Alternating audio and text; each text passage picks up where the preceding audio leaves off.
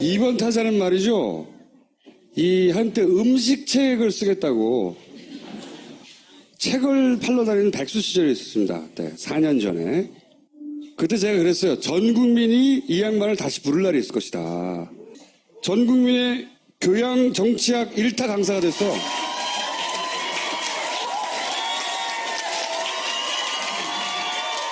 시청률의 영혼을 팔아버린 작가 유시민. 방송에 나오니까 너무 좋아해. 근데 이 모든 걸 잘 되돌아가 봐요. 되돌아가 보면 사실은 강용석 전 의원이 본인이 총선에 출마하려고 썰전을 자리를 비운 거예요. 이 자리를 빌어서 강용석에게 감사 영상편지 한번. 고소방 잘 지내시오? 열심히 사는 모습이 보기 좋습니다.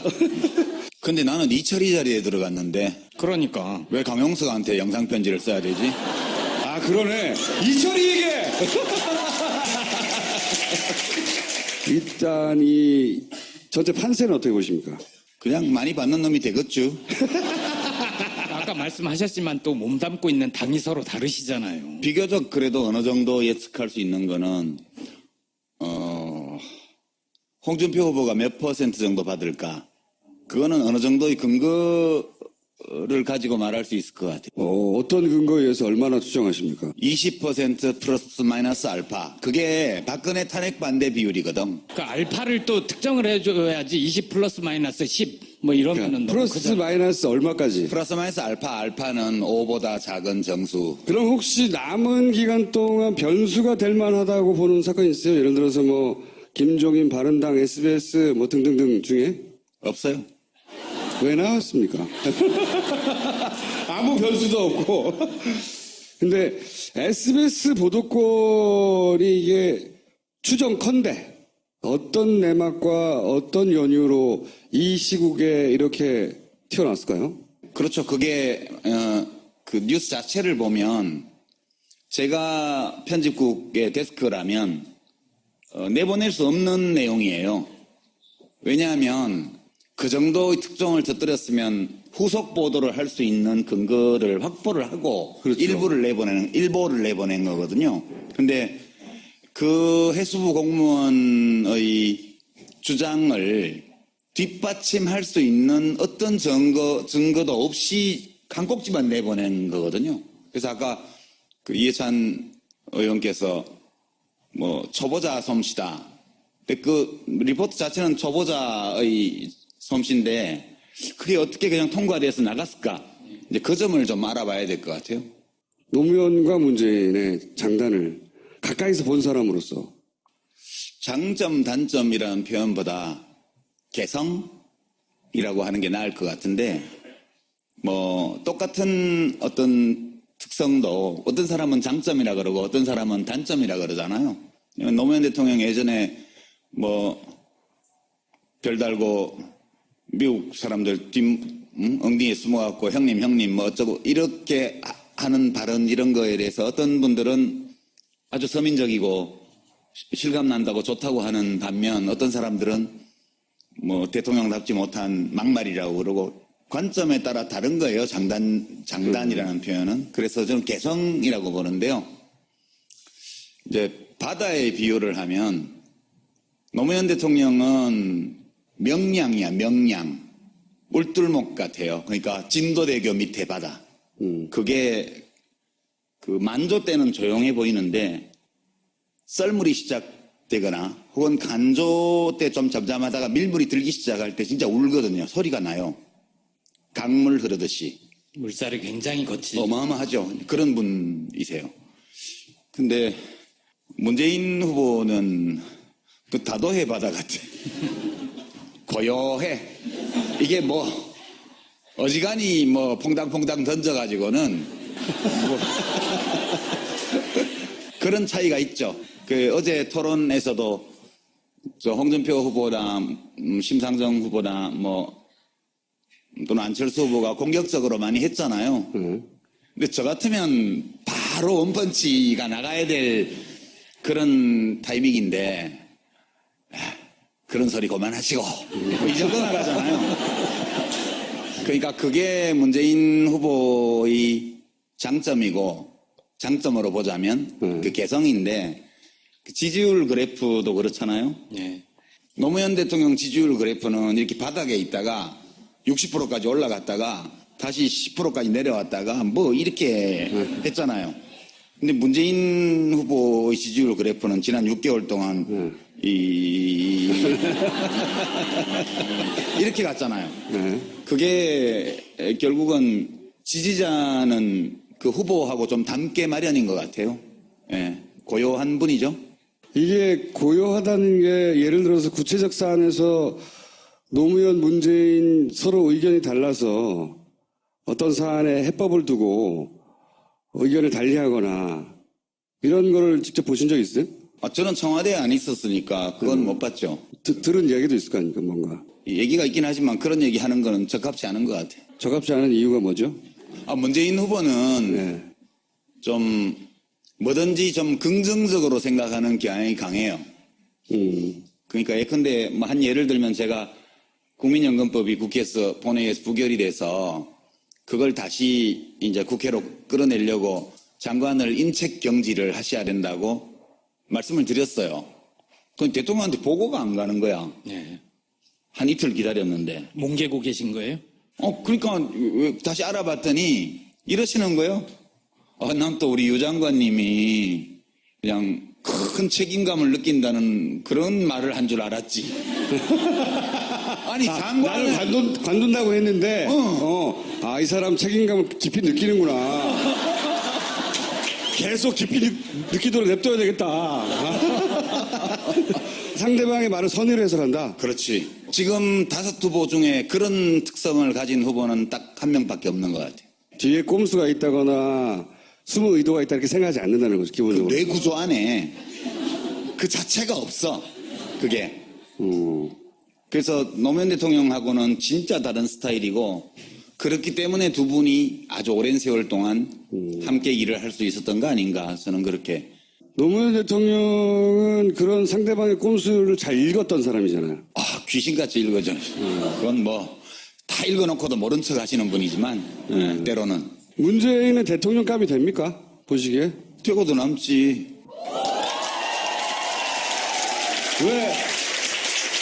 왜 그래요? 아니 근데 문재인 후보가 대통령감이 되냐 안 되냐 이런 문제를 떠나서 저는 사실 요즘 약간 요 며칠 약간 되게 오랫동안 잊어버리고 있던 어떤 감정 같은 걸 좀 느껴요.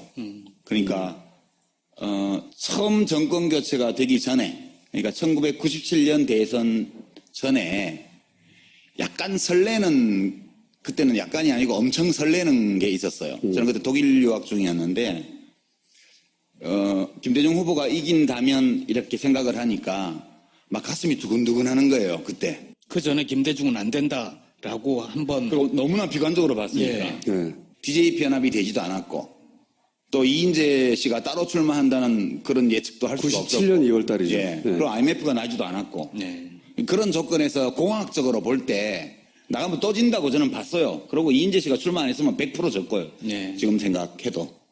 또 IMF가 안 났더라도 졌고요. 천운에 천운이 겹치는. 예, 뭐 여러 가지 정말 가능성이 희박한 그런 상황이 조합돼서 겨우 이긴 거잖아요. 근데 요 며칠 좀 약간 그 비슷한 느낌이 있어요.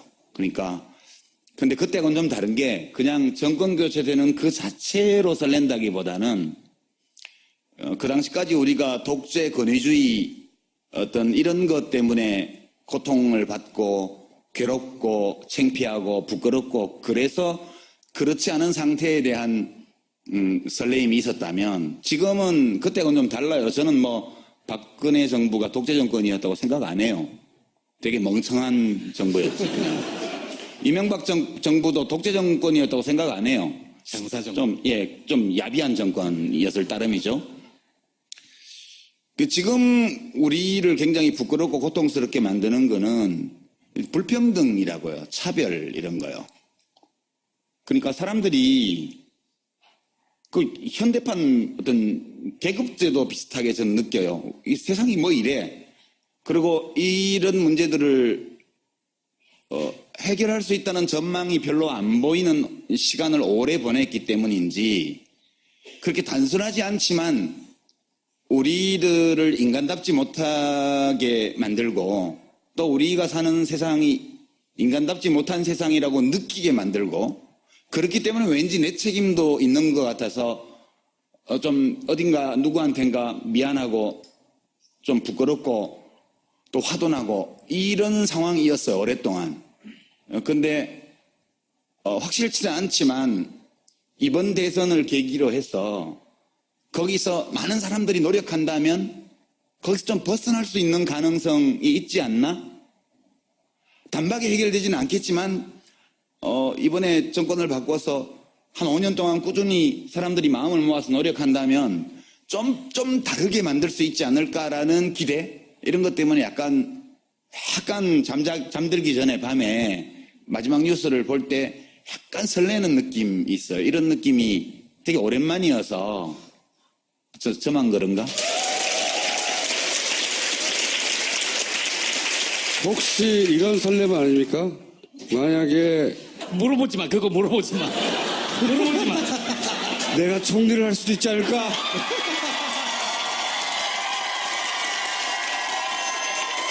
그거는 문재인 후보가 이미 비영남 총리를 딱 선언을 했잖아요. 두 번째를 할 수 있지 않을까? 그거 안 하시려고 어디 사회이사 가시지 않으셨나요? 우리 보혜 양조. 예. 입세주. 예, 그러니까 거기 사회이사 하면서는 뭐 공직을 맡기는 좀 힘들거나. 그거 관두면 되지. 제가 보기에는 그래서 설렐 거라고 보고요. 그러면서 비영남이란 말을 듣는 순간 실망한 거야. 아니지. 난 지금 수도권이야. 이럴 수도 있잖아요. 생각해보고 예전에 노무현 대통령 때는 저도 그랬는데 노무현 대통령을 당선시킨 것으로 지지자들이 할 일이 다 있다고 생각했어요, 그때. 왜냐하면 1년 내내 이 우여곡절이 있었기 때문에 당선 순간에 할 일을 다 했다. 그렇게 생각했거든요. 근데 이번에는 상황이 좀 다른 것 같아요. 서로 문재인 후보가 당선이 되더라도 처하는 환경은 박근혜 정부가 남겨놓은 그대로 안에 쏙 들어가는 거잖아요. 당선 직후에 한 2, 3개월간 닥친 어려움 혹은 문재인에게 투표한 사람들은 다른 사람들은 뭐 그렇다 치고 투표한 사람들은 뭐 어떻게 해야 되느냐 이런 거에 대한 생각을 해보셨어요 한번? 그거까지 제가 답을 내야 되는 건 아닌데 다만 인수위가 없이 취임하는 문제 그거는 이제 어려운 일일 수도 있는데 좋은 점도 있을 것 같아요. 어떤 점이 좋습니까? 이제 인수위 70일이라는 게 우리 맥주 마실 때요. 저는 술을 잘 못 먹긴 하지만 맥주는 뭐예요? 첫 잔, 첫 목넘김 그게 왔다라며요. 세상에서 가장 맛있는 음식이죠. 근데 인수위 70일이면 맥주 김이 다 빠지는 기간이야 이게. 새 정부에 대한 기대 이런 게 벌써 인수위 단계에서 인수위 내부의 불협화음 부터 시작해서 권력 암투 이래갖고 취임도 하기 전에 김이 다 빠지고 취임해요. 근데 이번에는 프레시하게 바로 취임을 하잖아요. 바로 취임을 하면 그날부로 청와대 전부 사표야 지금. 그리고 새로운 비서실장 청와대 수석 바로 임명이잖아요. 일단 새로운 총리 지명자가 나오면 이제 새로운 인수위법에 따라서 장관도 제청할 수 있잖아요. 그 다음에 정부의 차관들 다 바뀌는 거예요, 바로. 장관은 지명 절차가 있으니까 한 달 걸리는데 차관은 청문회도 없고 하니까 바로 바꿀 수가 있어요. 그러니까 이게 우리가 막 무더위 속에서 오랫동안 걸어와서 땀범벅이 된 상태에서 맥주 딱 땄는데 첫 모금이 시원하게 넘어가야 되잖아요. 그런 점에서 보면 인수위가 없다는 것이 이런 청량감을 주는데 예를 들어서 봐요. 인수위 있으면 그거 못하는데 바로 강정마을 주민들을 상대로 한 구상권 청구 소송 취소해 라고 국방부에 바로 할 수 있잖아요. 이제 그런 거는 저는 좋은 점이라고 봐요. 근데 정말 우리가 처음으로 정권 교체를 해서 청와대 경내 지도도 모르고 이런 거 같으면 모르겠는데 다 알아 이미. 네, 다 알아요. 그리고 공직사회가 말을 안 들으면 어떡하냐. 천만에요. 지금 국민의 정부 참여정부 10년 거치면서 각 부처를 경험한 인재들이 많아요, 이미. 이쪽 현재 야권 진보진영 쪽에. 하루면 다 파악해요, 거기 지금 그동안에 뭔 일이 있었는지. 그러니까 뭐, 그런 거는 걱정할 필요가 없고요. 다만 제가 좀 불안해하는 거는 뭘 걱정하십니까? 이제 아까 우리 총수도 말씀을 하셨는데 대한민국 아무것도 바뀐 게 없어요. 그 사람들은 이제 야권이 집권을 하면 권력을 잡았다고 생각하는데 그게 아니에요. 정치 권력만 잡은 거예요. 언론 권력 그대로 있죠. 재벌 경제 권력 그대로 있죠. 그 다음에 그 기득권층을 중심으로 이 광고 시장 이거 통해서 언론하고 유착되어 있는 재벌들 거기서 나오는 돈 받아먹고 프로젝트 하는 지식인 집단 그대로 있죠. 다 그냥이에요. 청와대만 바뀌는 거예요. 그렇죠. 그래서 이게 그냥 무슨 개혁한다 해서 순순히 협조하지 않아요. 취임하는 그날부터 한국 사회는 복잡한 사회고 여러 측면의 권력들이 있는데 딱 청와대 권력 하나만 바꾼 거기 때문에 바뀌더라도 바뀐다는 전제 아래 아니 뭐 1번이나 5번이 된다는 전제 아래 국회도 과반수가 안 돼요. 그러니까 일제히 반격하기 시작하면 금방 입지가 짜부라들 거라고 봐요. 근데 또 어떻습니까? 진보 쪽은 진보 지식인들은 언제나 권력과 거리를 두고 고고하고 깨끗하게 지내야 되잖아요. 아무리 내가 진보적인 정권이라 하더라도 내가 진보 지식인이라도 지식인은 권력에 굴종하면 안 되지. 이래갖고도 사정없이 깔 거라고. 전에도 그랬잖아요. 저는 진보 지식인까지는 못 되고요. 진보 언론이고 언론의 기본은 권력을 감시하는. 그러니까요. 예. 그러니까 깔 거라고. 나는 깐다고 봐요. 진보 보수를 불문하고. 그 다음에 참여정부 초기 상황을 한번 복기를 해보세요. 제일 먼저 터진 게 네이스파동. 정교조하고 싸움 붙었어요. KBS 서동구 사장 임명 말건했다가 KBS 노조하고 붙었어요. 언론 노조하고. 그래서 궤도연대 파업했죠. 미국 한미정상회담하러 미국 출장 간 동안에. 화물연대. 그 다음에 화물연대, 궤도연대. 그 다음에 부안의 핵폐기장 뭐 잘못 풀었다가 거기서 난리 났죠. 초장부터 완전히 얻어터져갖고 만신창이 돼버려서 6개월 안에.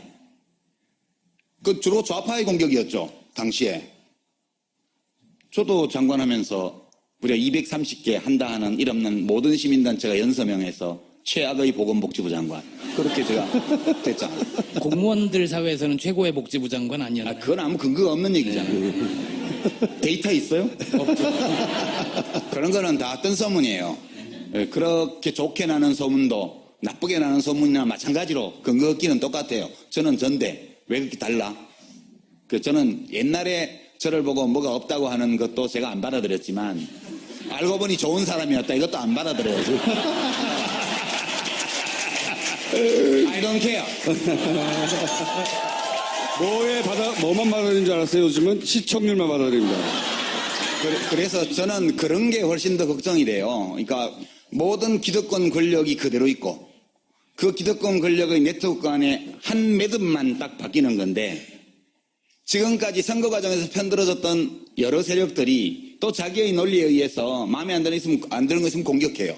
그러니까 10개의 사안에서 9개 지지해도 1개 내 마음에 안 드는 거 있으면 다 때린다고요.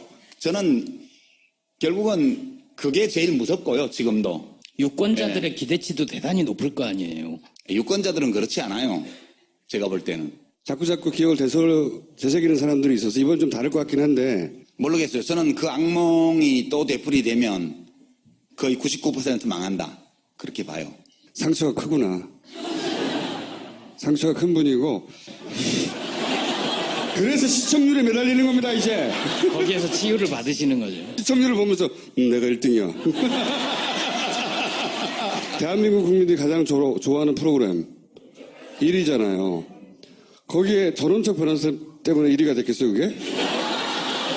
민주당은 압도적 정권 교체가 필요하다. 그렇게 주장하는 이유도 납득이 가요. 동시에 정의당에게 이제 2자리 지지율을 다오.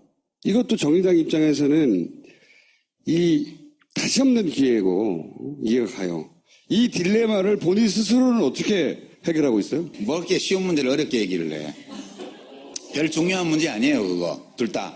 그러니까 압도적 지지가 뭐예요? 지금 하면 과반 득표하면 압도적인 거지. 주요 후보만 5명이니까. 여기서 제가 그동안에 언론 보도나 이런 거 보면 10%, 15%일 때 10% 중반 박스권. 문재인 후보. 그리고 25% 되니까 20% 박스권. 35% 되니까 30%대 박스권. 지금 40% 이쪽 쪽으로 넘나드는데 후보 5명 있는 선거에 지지율 40%면 올라갈 때까지 올라간 거예요. 그게. 그 또 박스권이 확장성 없대. 그럼 40% 바꿔도 확장성 없으면 이게 김진 논리잖아. 나는 0.1%인데 문재인 40% 빼고 내가 다 확장하면 내가 이긴다 이거 아니에요. 한때 대선 후보였죠, 그분도. 그러니까 그게 사실 당선만 되면 되지 뭐 많이 받으면 좋긴 하지.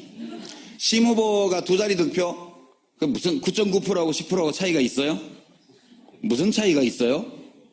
돈 그거 하나예요. 차이가 약간 돈과 기분의 문제지. 그러니까 저는 그 해법은 이런 거예요. 그래 뭐 문재인 후보 50% 넘게 받고 심상정 후보 10% 넘게 받으라. 둘이 합쳐서 65%. 그러면 좋지. 그렇게 생각하면 내면적으로는 다 해결되고요. 그다음에 저는 이제 정의당에 대해서는 그렇게 생각하죠. 그러니까 왜 민주당 안 하냐고 저보고 왜 정의당 가냐고 그러는 분들 그 사연을 모르는 분들이 SNS에 많이 올리더라고요. 예. 또 심지어는 왜 정의당 안 나오냐 그러기도 하고요. 거기서 왜 안 나오냐 그러기도 하고. 근데 굉장히 큰 사건 후에 이렇게 됐는데. 제가 이제 비교를 하면 지금은 바른정당하고 자유한국당으로 이름도 바뀌고 2개로 쪼개져 있지만 또 합쳐질 거라고 봐요. 그건 어차피 저는 합쳐진다고 봐요. 이제 그 당의 제일 큰 문제는 산을 들 만큼 힘이 센데 그 힘으로 못된 짓만 해. 그게 이제 새누리당 옛날에 그 당의 문제고요. 더불어민주당의 문제는 산을 들 만큼 힘이 센데 지가 힘이 약한 줄 알아.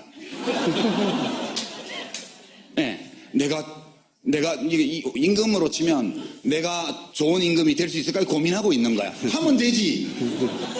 그게 그 당의 제일 문제여가지고요. 막상 자기 힘만큼도 힘을 쓰지 않는다. 예, 자기가 힘이 센데 힘이 안 세다고 생각하는 거야. 그래서 뭘 잘 못해요. 그래서 좀 못 믿어. 그러고 또 나 안 좋아하는 사람 많아. 거기 안 가. 아, 웃기다, 이거는. 김평수 나보고 뭐 총리 얘기하는데 농담이잖아. 내가 가면 국회에서 뭐 동의가 되겠어요? 저 보수당에서는 엄청 싫어하지? 또 민주당에서도 싫어하는 사람이 더 많을걸? 하고는 싶구나. 하고 싶지도 않지만. 그래서 그렇고 정의당은 뭐냐? 정의당은 옛날 민주노동당부터 지금까지 이 진보정당은 그런데 대중을 품으려면 어째야 돼요? 가슴이 넓어야 되잖아요. 그 작은 가슴에 이 큰 세상의 온갖 문제를 다 껴안고 피 흘리고 있는 사람들이에요. 자기가 아픈 거야.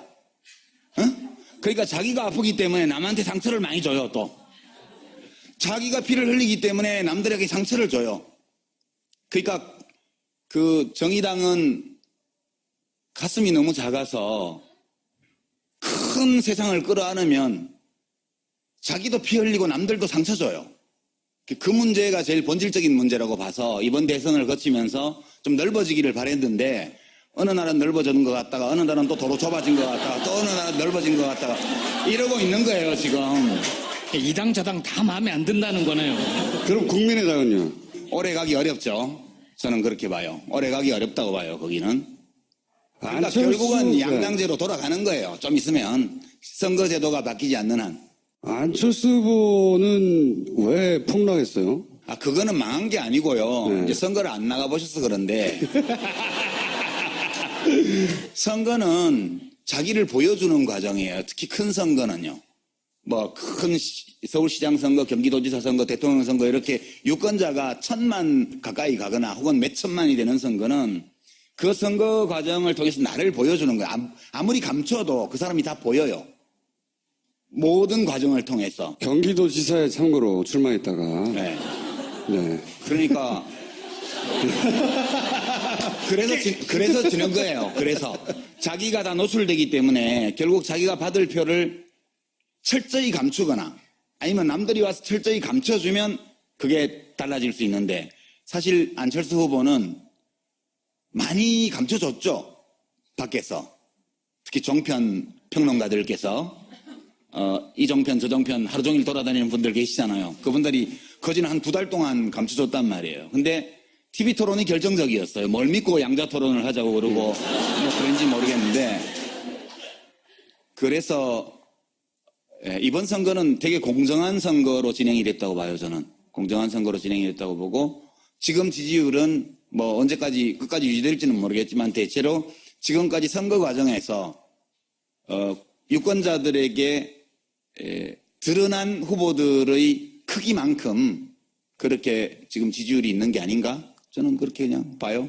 갑자기 뭔가 떠오르는 게 있었나 봐요. 꼭 나가서 뭔가 말을 해야 그 얘기는 되니까. 아직 안 물어봐가지고 내가. 그러니까 이걸 마지막에 물어보려고. 네. 뭐가 확 떠올랐기 때문에 나가야겠다고 생각한 건지. 그러니까 자꾸 이제 왜 나왔냐 하면 여기 나와야 해결이 될 것 같아서 뭐 사진 같은 거 이런 거 갈무리 해가지고 짤 만들고 이래가지고 명왕이 뭐 산채로 잡아오라고 했다는 둥 그런 얘기 자꾸 나오고 있어가지고요. 예. 이제 제가 대선이 끝나고 나서 뭘 할 건지에 대해서 많은 분들이 궁금해 하시는 것 같아서 그 얘기하고 그다음에 아까 말씀드린 그 다음 정부가 또 어려워질 수 있는 가장 큰 요인 그게 뭔지에 관한 거하고 두 가지 그 걱정하고 근데 하나는 말씀드렸고요. 네. 제 개인적인 거는 이제 저는 공무원이 될 생각이 없어요. 그러니까 뭐 괜히 헛물 캐시지 말고요. 그리고 뭐 이렇게 국민 추천 뭐 사이트 열어가지고 뭐 새 정부에서 한다고 할 때 저 찍지 마세요. 추천도 하지 마시고요. 꼭 반대로 말하더라 이런 거. 그리고 아까 첫 번째 이슈 내가 말하고 싶었던 것과 관련해서 제가 진보 의용 지식인이 되려고요. 진보 의용 지식인이요. 물론 지식인이거나 언론인이면 권력과는 거리를 둬야 되고 권력에 대해서 비판적이어야 되고 그건 좀 옳다고 생각해요. 그렇지만 아까 말씀드린 것처럼 대통령만 바뀌는 거예요. 다 그대로 있고. 그리고 대통령은 권력자 맞지만 그게 전부가 아니에요. 대통령보다 더 오래 살아남고 바꿀 수도 없고 더 막강한 힘을 행사하는 기득권 권력들이 사방에 포진하고 연합해서 또 괴롭힐 거기 때문에 그리고 아마도 야권 정당들이 연정을 하지 않겠어요. 그죠? 서로 손잡고. 그래서 제가 정의당은 평당원이지만 이 범진보의 그런 정부에 대해서 고용지식인이 되려고요. 그럼 정의당은 문재인 정부와 연정하는 게 수월할까요? 뭐 좀 삐가락빠가락 하겠죠. 그 과정에서. 그렇지만 뭐 서로 잘 얘기해서 해야지 뭐 그러면 뭘 바꿔야 되잖아요. 저는 김상조 교수가 문재인 캠프에 영입된 걸 보고 되게 놀랐어요. 30년을 밖에서 재벌개혁운동, 그 시장의 정의를 수립하기 위해서 활동했던 분인데 하다 안 되니까 이제 직접 해보려고 들어온 거잖아요. 그걸 보고 그런 생각을 한 거 나도 들어가야지. 아니, 제가 여쭤보는 건 참여정부 시절에 민주노동당과의 연정의 움직임이 좀 있었잖아요. 대통령이 하려고 그랬죠. 그 당시에 민주노동당 쪽에서 거부를 했잖아요. 예, 할 생각이 전혀 없었죠. 네. 그게 이번에도 또 재현되지 않을까? 저는 그것 같지는 않아요. 이번에는 그렇지 않을 거라고 보고요. 진보정당도 진화했으니까 사실. 예, 왜냐하면 그동안에 우리가 선거연대나 이런 걸 여러 차례 해왔기 때문에 그 토대 위에서 이번에는 잘 되리라고 보고요. 다만 제가 참여정부 시절에 정부에 있을 때 또 여당에 있을 때 제일 힘들었던 게 편들어주는 사람이 없어서 힘이 들었던 게 아니고 객관적으로 해주는 지식인들이 너무 없는 거예요. 언론인 지식인이. 그게 너무 힘들었거든요. 그래서 제가 의용 지식인이 되겠다는 게 무조건 편드는 사람이 되겠다는 게 아니라 이제 정권 바뀌고 나면 전원책 변호사님이 공격수, 제가 수비수 될 거 아니에요. 그럴 때 정말 사실에 의거해서 제대로 비판하고 또 제대로 옹호하고 이렇게 하는 사람이 그래도 한 명은 있어야 되지 않냐 그런 생각이에요. 총리도 중요하고 총리도 중요한데. 자, 미래의 어영주식 여기까지 하겠습니다. 그런 분이세요. 근데 문재인 후보는 그 다도해 바다 같아. 고요해. 이게 뭐 어지간히 뭐 퐁당퐁당 던져가지고는 뭐 그런 차이가 있죠. 그 어제 토론에서도 저 홍준표 후보나 심상정 후보나 뭐 또는 안철수 후보가 공격적으로 많이 했잖아요. 근데 저 같으면 바로 원펀치가 나가야 될 그런 타이밍인데 그런 소리 그만하시고 이 정도 나가잖아요. 그러니까 그게 문재인 후보의 장점이고 장점으로 보자면 그 개성인데 그 지지율 그래프도 그렇잖아요. 예. 노무현 대통령 지지율 그래프는 이렇게 바닥에 있다가 60%까지 올라갔다가 다시 10%까지 내려왔다가 뭐 이렇게 했잖아요. 근데 문재인 후보의 지지율 그래프는 지난 6개월 동안 이렇게 갔잖아요. 그게 결국은 지지자는 그 후보하고 좀 닮게 마련인 것 같아요. 예, 고요한 분이죠. 이게 고요하다는 게 예를 들어서 구체적 사안에서 노무현, 문재인 서로 의견이 달라서 어떤 사안에 해법을 두고 의견을 달리하거나 이런 거를 직접 보신 적 있어요? 저는 청와대에 안 있었으니까 그건 못 봤죠. 들은 이야기도 있을 거 아닙니까, 뭔가. 얘기가 있긴 하지만 그런 얘기 하는 거는 적합치 않은 것 같아요. 적합지 않은 이유가 뭐죠? 문재인 후보는 네. 좀 뭐든지 좀 긍정적으로 생각하는 경향이 강해요. 그러니까 예컨대 뭐 한 예를 들면 제가 국민연금법이 국회에서 본회의에서 부결이 돼서 그걸 다시 이제 국회로 끌어내려고 장관을 인책 경질을 하셔야 된다고 말씀을 드렸어요. 그건 대통령한테 보고가 안 가는 거야. 예. 한 이틀 기다렸는데 몽개국이 풀어졌고요. 예. 지금 생각해도 또 IMF가 안 났더라도 졌고요. 천운에 천운이 겹치는 예, 뭐 여러 가지 정말 가능성이 희박한 그런 상황이 조합돼서 겨우 이긴 거잖아요. 근데 요 며칠 좀 약간 그런 그 비슷한 느낌이 있어요. 그러니까 근데 그때는 좀 다른 게 그냥 정권 교체되는 그 자체로 설렌다기보다는 그 당시까지 우리가 독재 권위주의 어떤 이런 것 때문에 고통을 받고 괴롭고 창피하고 부끄럽고 그래서 그렇지 않은 상태에 대한 설레임이 있었다면 지금은 그때는 좀 달라요. 저는 뭐 박근혜 정부가 독재 정권이었다고 생각 안 해요. 되게 멍청한 정부였죠. 이명박 정부도 독재 정권이었다고 생각 안 해요. 장사정권. 좀 야비한 정권이었을 따름이죠. 지금 우리를 굉장히 부끄럽고 고통스럽게 만드는 거는 불평등이라고요. 차별 이런 거요. 그러니까 사람들이 그 현대판 어떤 계급제도 비슷하게 저는 느껴요. 이 세상이 뭐 이래. 그리고 이런 문제들을 해결할 수 있다는 전망이 별로 안 보이는 시간을 오래 보냈기 때문인지 그렇게 단순하지 않지만 우리들을 인간답지 못하게 만들고 또 우리가 사는 세상이 인간답지 못한 세상이라고 느끼게 만들고 그렇기 때문에 왠지 내 책임도 있는 것 같아서 좀 어딘가 누구한텐가 미안하고 좀 부끄럽고 또 화도 나고 이런 상황이었어요. 오랫동안.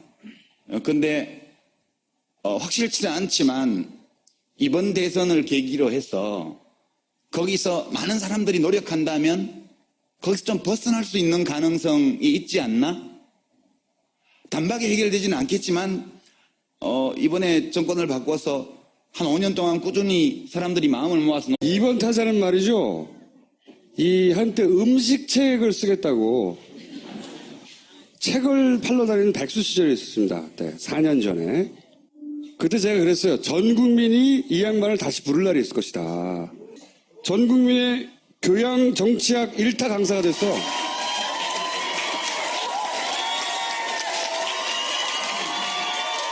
시청률의 영혼을 팔아버린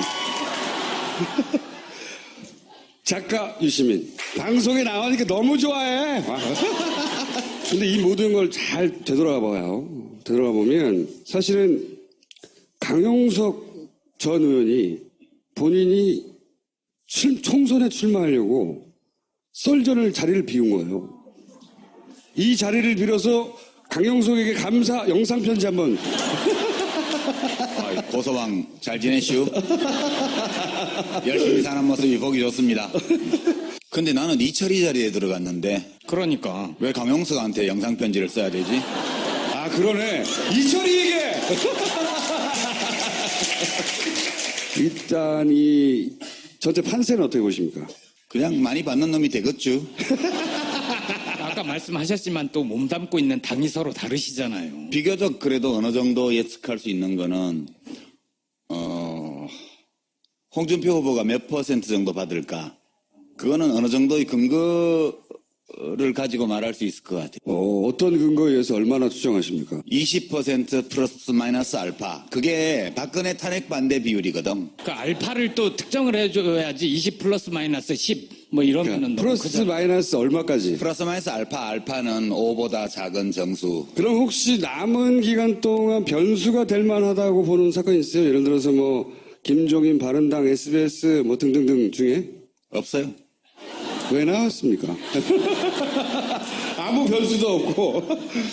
근데 SBS 보도권이 이게 추정컨대 어떤 내막과 어떤 연유로 이 시국에 이렇게 튀어나왔을까요? 그렇죠. 그게 그 뉴스 자체를 보면 제가 편집국의 데스크라면 내보낼 수 없는 내용이에요. 왜냐하면 그 정도의 특종을 터뜨렸으면 후속 보도를 할 수 있는 근거를 확보를 하고 그렇죠. 일보를 내보낸 거거든요.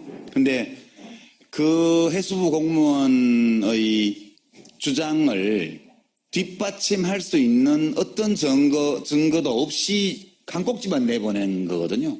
그래서 아까 그 이해찬 의원께서 뭐 초보자 솜씨다. 근데 그 리포트 자체는 초보자의 솜씨인데 그게 어떻게 그냥 통과돼서 나갔을까? 이제 그 점을 좀 알아봐야 될 것 같아요. 노무현과 문재인의 장단을 가까이서 본 사람으로서 장점, 단점이라는 표현보다 개성이라고 하는 게 나을 것 같은데, 뭐, 똑같은 어떤 특성도 어떤 사람은 장점이라 그러고 어떤 사람은 단점이라 그러잖아요. 노무현 대통령 예전에 뭐, 별달고 미국 사람들 엉덩이에 숨어갖고 형님 뭐 어쩌고 이렇게 하는 발언 이런 거에 대해서 어떤 분들은 아주 서민적이고 실감난다고 좋다고 하는 반면 어떤 사람들은 뭐 대통령답지 못한 막말이라고 그러고 관점에 따라 다른 거예요. 장단이라는 표현은. 그래서 저는 개성이라고 보는데요. 이제 바다에 비유를 하면 노무현 대통령은 명량이야, 명량. 울tur목 같아요. 그러니까 진도대교 밑에 바다. 그게 그 만조 때는 조용해 보이는데 썰물이 시작되거나 혹은 간조 때 좀 잠잠하다가 밀물이 들기 시작할 때 진짜 울거든요. 소리가 나요. 강물 흐르듯이. 물살이 굉장히 어마어마하죠. 거친 거예요? 그러니까 다시 알아봤더니 이러시는 거예요. 난 또 우리 유 장관님이 그냥 큰 책임감을 느낀다는 그런 말을 한 줄 알았지. 아니 장관을 나는 관둔다고 했는데 이 사람 책임감을 깊이 느끼는구나. 계속 깊이 느끼도록 냅둬야 되겠다. 상대방의 말을 선의로 해석한다. 그렇지. 지금 5 후보 중에 그런 특성을 가진 후보는 딱 한 명밖에 없는 것 같아요. 뒤에 꼼수가 있다거나 숨은 의도가 있다 이렇게 생각하지 않는다는 거죠. 기본적으로. 뇌 구조 안에 그 자체가 없어. 그게. 그래서 노무현 대통령하고는 진짜 다른 스타일이고 그렇기 때문에 두 분이 아주 오랜 세월 동안 함께 일을 할 수 있었던 거 아닌가 저는 그렇게. 노무현 대통령은 그런 상대방의 꼼수를 잘 읽었던 사람이잖아요. 귀신같이 읽어져. 그건 뭐 다 읽어놓고도 모른 척 하시는 분이지만 때로는. 문재인은 대통령감이 됩니까? 보시기에? 되고도 남지.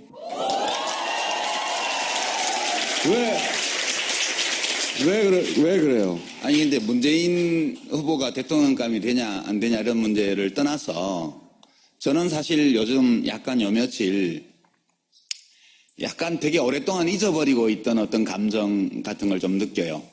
그러니까 처음 정권 교체가 되기 전에, 그러니까 1997년 대선 전에 약간 설레는, 그때는 약간이 아니고 엄청 설레는 게 있었어요. 저는 그때 독일 유학 중이었는데 김대중 후보가 이긴다면 이렇게 생각을 하니까 막 가슴이 두근두근 하는 거예요, 그때. 그 전에 김대중은 안 된다라고 한번 그리고 너무나 비관적으로 봤으니까. 예. 네. BJP 연합이 되지도 않았고 또 이인재 씨가 따로 출마한다는 그런 예측도 할 수가 없었고 97년 2월 달이죠. 예. 네. 그리고 IMF가 나지도 않았고 네. 그런 조건에서 공학적으로 볼 때 나가면 또 진다고 저는 봤어요. 그리고 이인재 씨가 출마 안 했으면